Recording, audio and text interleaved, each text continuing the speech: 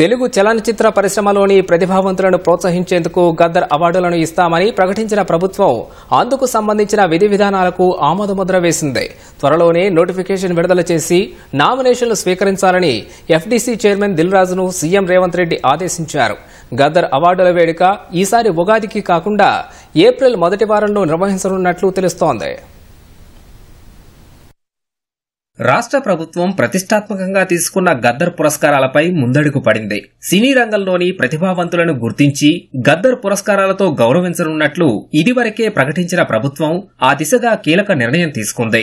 Film development corporation chairman Dil Raju అధ్యక్షతన రూపొందించిన గద్దర్ పురస్కారాల విధి విధానాలకు సీఎం రేవంత్ రెడ్డి ఆమోదం తెలిపారు. త్వరలోనే నోటిఫికేషన్ విడుదల చేసి చిత్ర పరిశ్రమ నుంచి నామినేషన్లు స్వీకరించాలని ఆదేశించారు.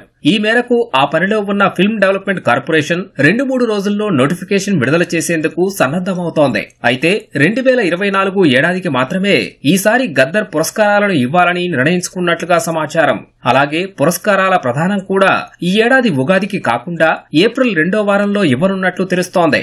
వచ్చే ఏడాది నుంచి పక్కాగా ఉగాదికే గద్దర్ పురస్కారాలు ఇవ్వాలని సీఎం రేవంత్ రెడ్డి ఎఫ్టీసీకి సూచించినట్లు సమాచారం.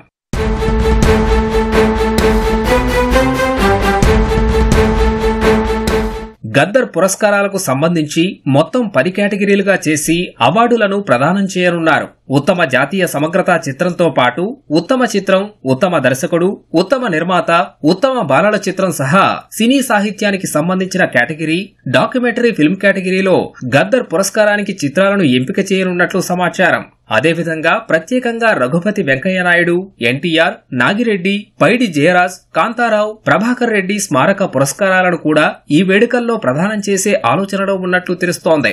గద్దర్ పురస్కారానికి ఎంపికైన చిత్రాలు, దర్శక నిర్మాతలు, నటీనటులు, నిర్మాణ సంస్థలకు స్మారక చిహ్నంతో పాటు కనిష్టంగా 3 లక్షలు, గరిష్టంగా 10 లక్షల రూపాయల వరకు ప్రోత్సాహక నగదును కూడా ఇవ్వనున్నట్లు తెలుస్తోంది.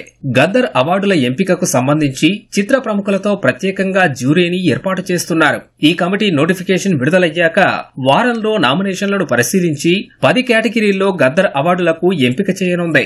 ఏప్రిల్లో ఎల్బీ స్టేడియం లేదా గచ్చిబౌలి స్టేడియంలో భారీ ఎత్తున వేడుకలు నిర్వహించి చిత్ర ప్రముఖులకు గద్దర్ పురస్కారాలు ఇవ్వాలని ప్రభుత్వం యోచిస్తున్నట్లు సమాచారం.